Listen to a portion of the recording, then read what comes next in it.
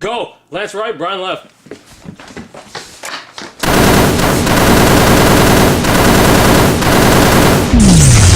Hey, what happened to the power? They cut the power. Night vision, Private. Here. Huh? What are those? Just do it. Okay. Alright, got it. Sergeant, here you go. Thanks.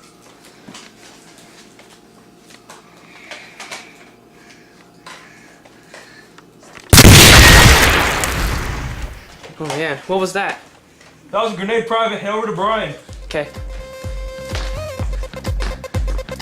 Brian, how are you holding up? I'm an MLG quick scope these fools.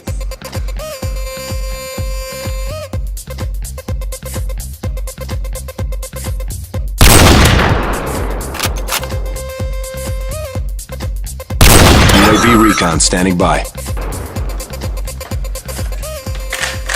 I think that's the last of them. That's nice. I'm gonna look for the power switch. Here, Lieutenant, take my night vision. Thanks.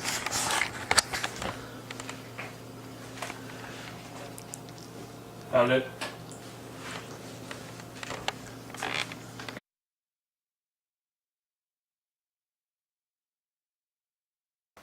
Whoa, how does this tech work, man? Well, Private, we took 10th grade physics. Don't worry, we'll teach you. These goggles use thermal imaging technology in order to detect objects that emit heat signatures, even in the absence of light. But wait, what about objects that don't emit heat, like that dead guy over here? You see, Recruit, all objects above a temperature of 0 Kelvin, called absolute zero, give out infrared radiation, which is a type of light that carries heat. Hotter objects, such as living humans, give out more infrared light than colder objects, such as dead bodies. This is why humans are brighter than many inanimate objects when looking through the goggles. That's true. Our goggles can read infrared light between a wavelength, which is the distance it takes for a wave to repeat, of 8 to 12 microns. The frequency, which is the amount of times a wave repeats in a second, is between 10 Hz and 100 Hz.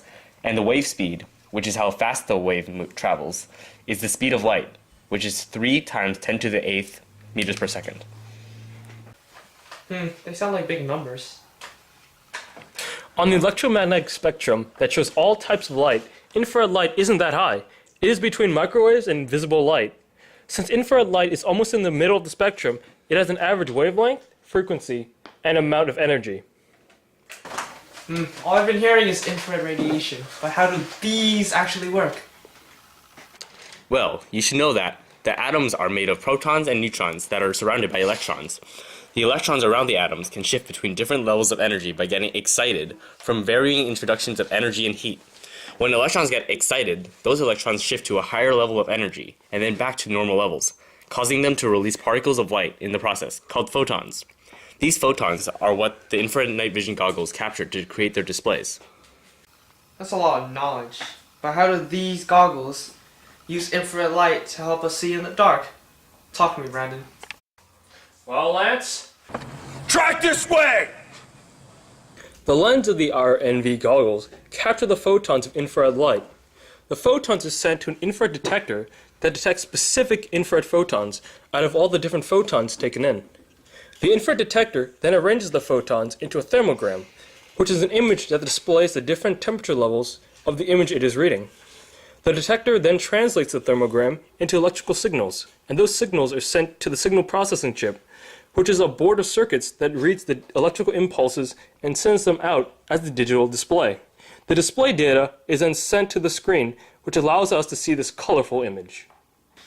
Wow, all that data processing in one pair of goggles.